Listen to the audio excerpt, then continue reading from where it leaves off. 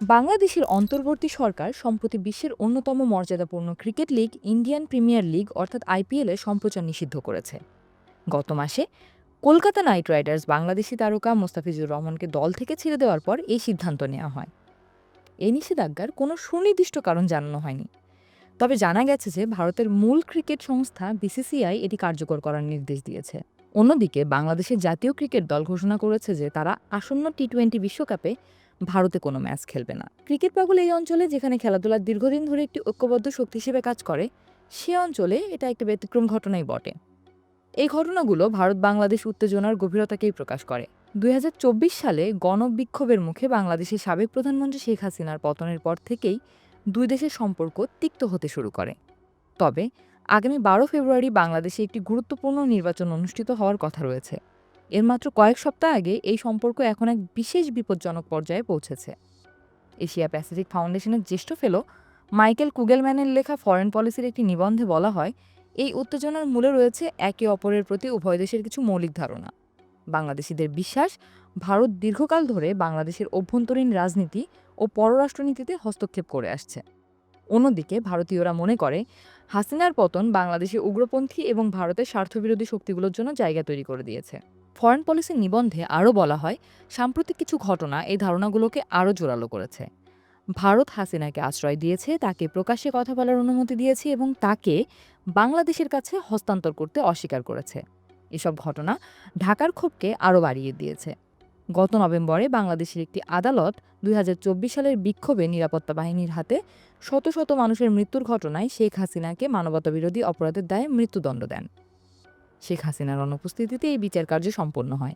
গত মাসে বাংলাদেশে এক হিন্দু পোশাক শ্রমিককে পিটিয়ে হত্যা করার ঘটনা এবং হিন্দু সংখ্যালঘুদের প্রতি হুমকির বিষয়টি ভারতে উদ্বেগের সৃষ্টি করেছে। পাশাপাশি বাংলাদেশের বিশিষ্ট অ্যাক্টিভিস্টরাও সম্প্রতি দিল্লির সমালোচনা তীব্র করেছেন। তাদেরই একজন ওসমান হাদি গত মাসে গুলিবিদ্ধ হয়ে মারা যান।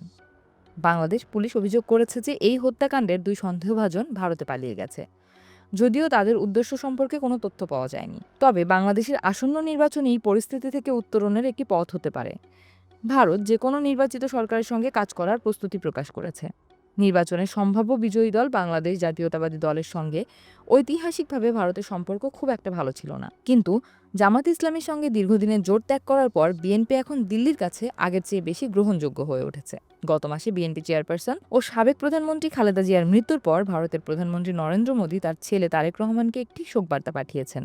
এমনকি ভারতের পররাষ্ট্রমন্ত্রী এস জয়শঙ্কর ঢাকায় তার জানাজায় অংশ নিয়েছেন। মনে হচ্ছে ভারত একটি সম্ভাব্য বিএনপি নেতৃত্বাধীন সরকারের প্রতি নতুন দৃষ্টিভঙ্গি প্রদর্শনের ইঙ্গিত দিচ্ছে। তারেক রহমান বাংলাদেশের পরবর্তী প্রধানমন্ত্রী হতে পারেন, তিনি ঐক্যের ডাক দিয়েছেন। এটি হয়তো পরোক্ষভাবে ভারতকে আশ্বস্ত করার একটি উপায় যে তার সরকার বাংলাদেশের হিন্দু সংখ্যালঘুদের সুরক্ষা নিশ্চিত করবে।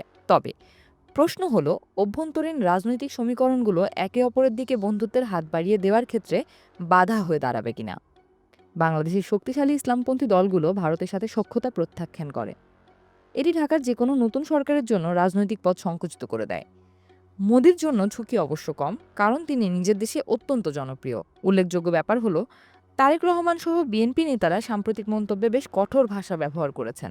দলের মহাসচিব জোর দিয়ে বলেছেন, ভারতের সাথে সুসম্পর্ক কেবল সমমর্যাদার ভিত্তিতেই হতে পারে। গত অক্টোবরে তারেক রহমান বলেছিলেন, বাংলাদেশিরা সিদ্ধান্ত নিয়েছে ভারতের সাথে সম্পর্ক শীতল থাকবে, তাই আমাকে আমার দেশের মানুষের পাশেই দাঁড়াতে হবে। কুগেলম্যানের মতে, বাংলাদেশের নির্বাচন ভারত বাংলাদেশের সম্পর্কের নতুন শুরুর একটি সুযোগ তৈরি করেছে। তবে এটি তখনই সম্ভব হবে যদি উভয় সরকার রাজনৈতিক ঝুঁকি নিতে প্রস্তুত থাকে।